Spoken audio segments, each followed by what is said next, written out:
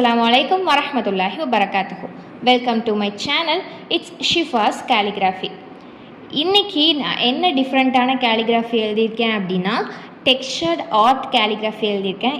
எப்பவும் போல் நம்ம நார்மலாக பிளாக் ஷார்ட்டில் எழுத வேண்டாம் அப்படிங்கிறக்காக இந்த டைம் நான் கேன்வாஸ் யூஸ் பண்ணியிருக்கேன். கேன்வாஸ் அப்படிங்கிறது சார்ட் மாதிரியே தான் இருக்கும், பட் இது கொஞ்சம் டிஃப்ரெண்ட். இது ஒரு கிளாத் மாதிரி இருக்கும். இதை வச்சு இதுக்கு மேலே நம்ம என்ன டெக்ஸ்சர் வேணாலும் கொடுத்துக்கலாம், என்ன கலர் பெயிண்ட் வேணாலும் அடிச்சுக்கலாம். நம்ம சார்ட்டுங்கும் போது சார்ட் என்ன கலரில் நம்ம வாங்குகிறோமோ அந்த கலரில் மட்டும் தான் நம்மளால் எழுத முடியும்.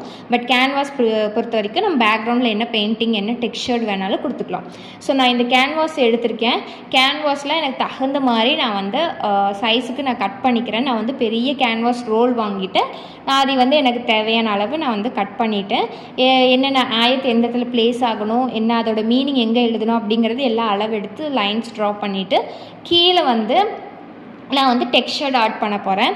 அது என்ன அப்படின்னா ஒரு கெஸோ அப்படின்னு சொல்லி ஒரு ப்ரைமர் விற்கும். ஸோ நான் அந்த கெஸோவை கீழே ஃபுல்லாக அப்ளை பண்ணிவிட்டு பேலட் நைஃபை வச்சு நான் அதை ப்ரெஸ் பண்ணி எடுத்திருக்கேன். அப்படி ப்ரெஸ் பண்ணி எடுக்கும்போது ஒரு பேட்டர்ன் க்ரியேட் ஆகும். ஸோ அது நல்லா ட்ரை ஆகி விட்டுட்டோம் அப்படின்னா நம்மளுக்கு என்ன ஆகும், அது நல்லா ஸ்ட்ராங்காக நல்லா அந்த பேட்டர்ன் ஃபுல்லாக ஃபார்ம் ஆகிரும். ஸோ அதுக்கு மேலே நம்ம என்ன பெயிண்ட் என்ன கலர் எது வேணாலும் நம்ம அடிச்சுக்கலாம். ஸோ நான் இந்த பேலட் நைஃப் வச்சு ஜஸ்ட்டு டேப் பண்ணி அந்த கெஸோ மேலே வச்சு எடுத்திருக்கேன்.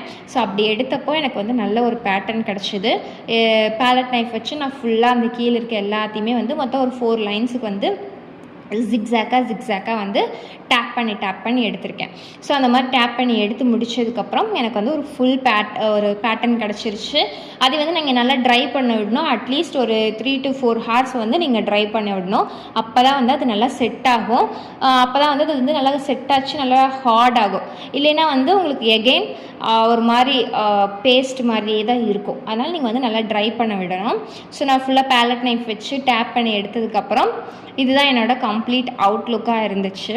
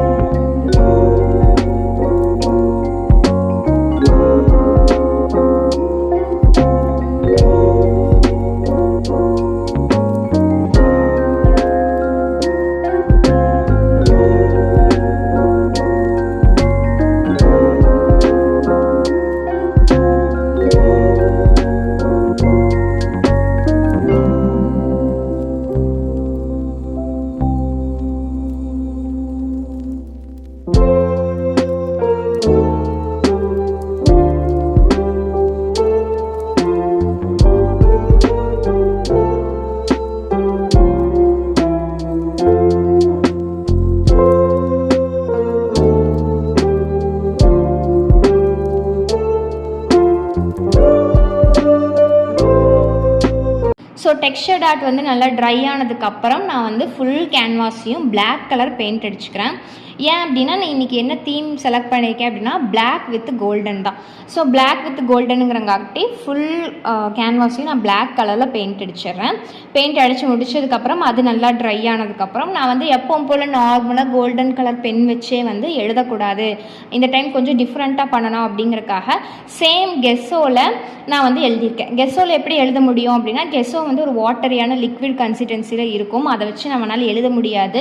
ஸோ நான் அது கூட கொஞ்சம் க்ளூ அண்ட் சாலிட் பார்ட்டிகல்ஸ் எல்லாமே நான் ஆட் பண்ணிவிட்டு அந்த மெஹந்தி கோன் எப்படி ரேப் பண்ணுவாங்களோ அதே மாதிரி நான் இந்த கெஸோவை ரேப் பண்ணியிருக்கேன். ஸோ நான் அந்த கெஸோ கூட கொஞ்சம் க்ளூ கோல்டு பெயிண்ட் யூஸ் பண்ணியிருக்கங்காட்டி இந்த கெஸோ பார்த்திங்கன்னா உங்களுக்கு கோல்டு கலரில் தெரியும்.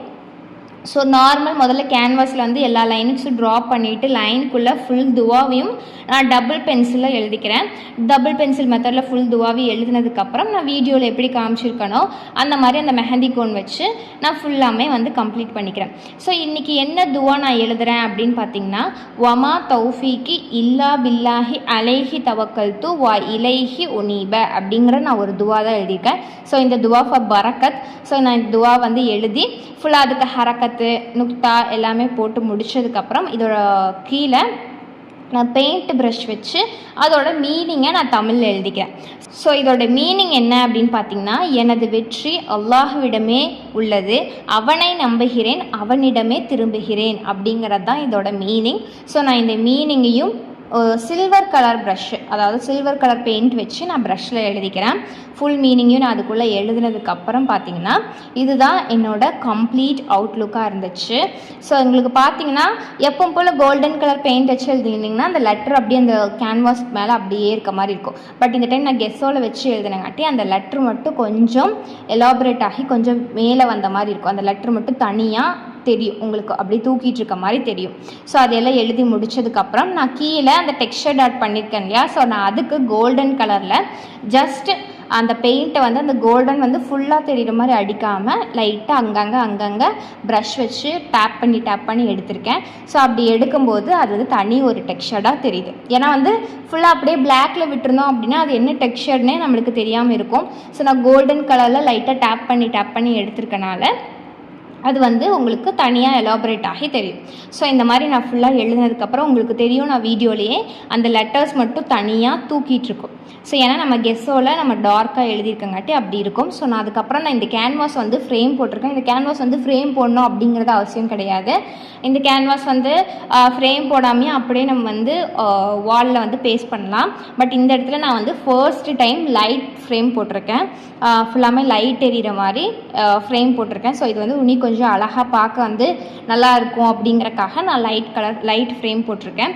ஸோ இதுதான் என்னோடய கம்ப்ளீட் அவுட்லுக்கு. எப்படி இருக்குது அப்படின்னு பார்த்துட்டு சொல்லுங்கள் இன்ஷா அல்லாஹ். ஸோ இந்த மாதிரி நிறைய வீடியோஸ் பார்க்குறக்கு என்னோடய ஷிஃபாஸ் கேலிகிராஃபி யூடியூப் சேனலை வந்து சப்ஸ்கிரைப் பண்ணி வச்சுக்கோங்க இன்ஷா அல்லாஹ். அஸ்ஸலாமு அலைக்கும் வரஹ்மத்துல்லாஹி வபரகாத்துஹு.